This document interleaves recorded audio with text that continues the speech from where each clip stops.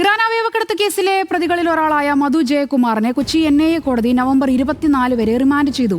ഇന്ത്യയിൽ നിന്ന് 14 പേരെ ഇറാനിലേക്ക് കൊണ്ടുപോയെന്ന് മധു ജയകുമാർ കോടതിയിൽ മൊഴി നൽകി. മധു ജയകുമാർ അവയവക്കടത്തുമായി ബന്ധപ്പെട്ട രാജ്യാന്തര റാക്കറ്റിലെ ഒരു കണ്ണി മാത്രമാണെന്ന നിഗമനത്തിലാണ് NIA.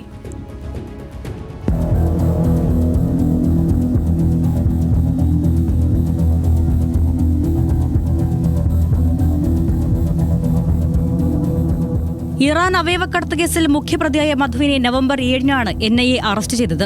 അവയവക്കടത്തിന് പിന്നിൽ വൻ റാക്കറ്റ് തന്നെ പ്രവർത്തിക്കുന്നുണ്ടെന്നാണ് NIA വൃത്തങ്ങൾ പറയുന്നത്. അവയവക്കടത്ത് സംഘത്തിന് സ്വകാര്യ ആശുപത്രികളുടെ സഹായം ലഭിച്ചെന്ന് മുഖ്യപ്രതി മധു ജയകുമാർ മൊഴി നൽകിയെന്നാണ് സൂചന.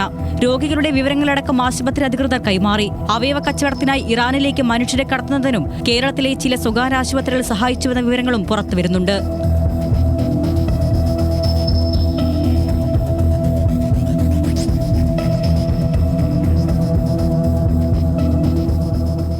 ഇറാനിലേക്കുള്ള അവയവക്കടത്തിൽ കൂടുതൽ പ്രതികൾ ഉണ്ടാകാനാണ് സാധ്യതയെന്ന് NIA അറിയിച്ചു. മധു ജയകുമാറിനെ NIA വിശദമായി ചോദ്യം ചെയ്തതോടെയാണ് നിർണായക വിവരങ്ങൾ പുറത്തുവന്നത്.